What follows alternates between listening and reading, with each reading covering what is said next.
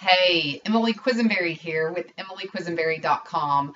And I'm wondering if you have ever met someone or possibly gotten reconnected with someone that is a total rock star.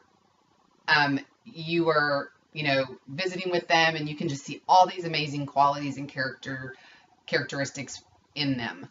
But maybe they've got something really cool going on already with their work and their life, but you just want to ask them, are they open to looking at what you've got? So what do you do when you're in that situation? This person is loving what they got going on, but they're so cool and you would love to work with them. How do you bridge that? Well, guys, that's where posture comes in. And posture is purely an attitude. It's an attitude of really, it's an authentic attitude of giving, of really offering, and really having no attachment to what someone says to you.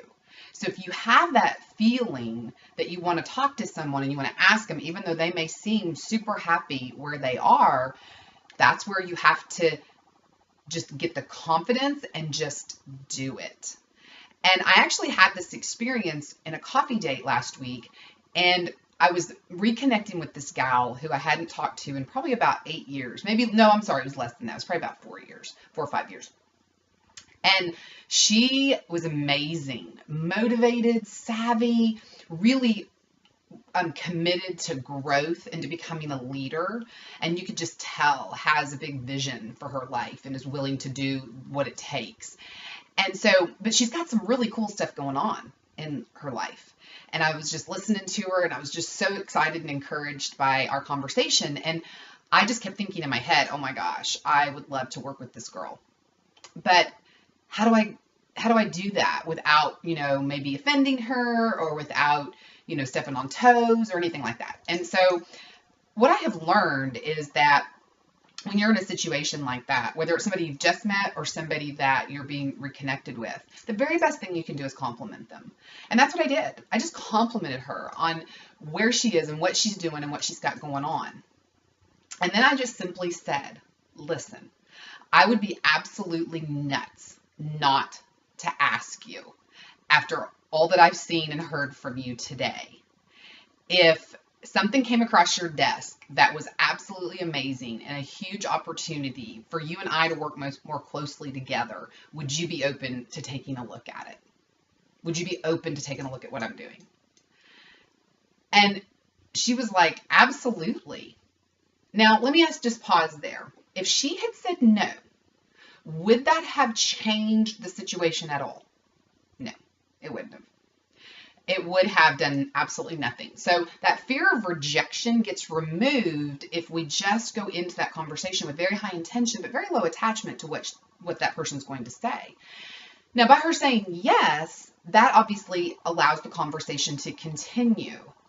Now, if she had said no, I would have said two things. I would have said, you know what, that is no problem. I totally understand that you've got stuff going on that is super exciting to you. Just two things. Keep this as an insurance policy. Keep me as an insurance policy. And you can, if something comes up in the near future or even in the distant future, reach out and I would love to share. And number two, would it be okay if I kept you in the loop? My team and I are doing amazing things and I would just love to keep you in the loop. Now, they're most likely going to say yes to both things. So my whole point, guys, with this story is that I didn't go into that coffee date and that reconnecting intending on prospecting. Though I'm always open, I've always got my radar up looking for people that I would want to work with, people who are winners, people who are motivated, positive, go-getters, abundant thinkers. That's what I'm looking for. And when I find somebody like that, I have to ask. Now, the answer may be no, and that's okay. It doesn't change anything. But if it's yes, holy cow, I have the opportunity to share what I have to see if it could potentially be a fit for them. It's the coolest thing ever. So I hope that you've learned, guys, take every opportunity. And I really want to invite you to, if you haven't grabbed up my prospecting blueprint, that really gives you the scripts that I used to become the #4 recruiter in my company last year. Get them. Put your information in. There's going to be a link in the post, and you can just grab those up absolutely free. The second thing is register for the webinar. The webinar is going to be amazing. I do one every Wednesday night, guys, free, totally free content. Just want to pour value into you to help you build the business of your dreams, to really live a limitless life.